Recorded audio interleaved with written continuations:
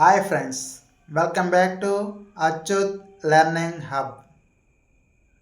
మనం ఏ పని చేసినా ప్రారంభించే ముందు మనం వినే ఈ శ్లోకం విఘ్నేశ్వరుణ్ణి ప్రార్థన చేసే అతి ముఖ్యమైన పవిత్రమైన మంత్రం.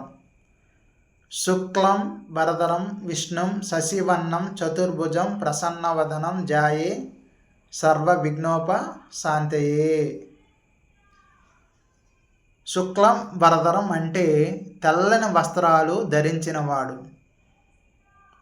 విష్ణు అంటే ఈ ప్రపంచాన్ని పరిపాలించే అంటే సర్వవ్యాప్తికుడైనటువంటి దేవుడు.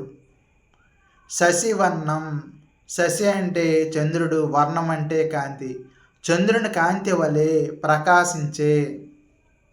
చతుర్భుజం అంటే 4 చేతులు కలిగి ఉన్నటువంటి వాడు. ప్రసన్న వదనం, చిరునవ్వుతో ముఖం కలిగినటువంటి వాడు. ధ్యాయే, ధ్యానం చేయాలి, స్మరించాలి. సర్వ విఘ్నోపశాంతయే, అన్ని ఆటంకాలు తొలగిపోవుట. దీని తాత్పర్యం ఏంటి అంటే తెల్లని వస్త్రాలు ధరించి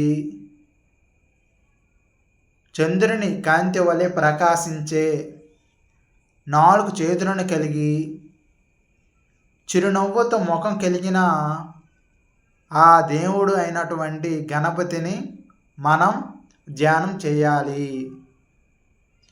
ఇలా ధ్యానం చేయడం వలన మనకు ఉన్నటువంటి ఏ పనిలో అయినా సరే ప్రారంభించేటప్పుడు కానీ ఆ పనిలో కానీ ఆటంకాలు ఎదురవుతాయి.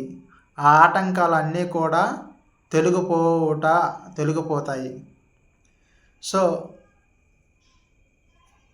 విఘ్నేశ్వరుణ్ణి తలుచుకుంటే మనకి ఈ ఆటంకాలన్నీ కూడా తొలగిపోతాయి. ఓం శ్రీ విఘ్నేశ్వరాయ నమః. మీకు ఈ వీడియో నచ్చితే లైక్ చేయండి, షేర్ చేయండి, సబ్స్క్రైబ్ చేసుకోవడం మర్చిపోకండి.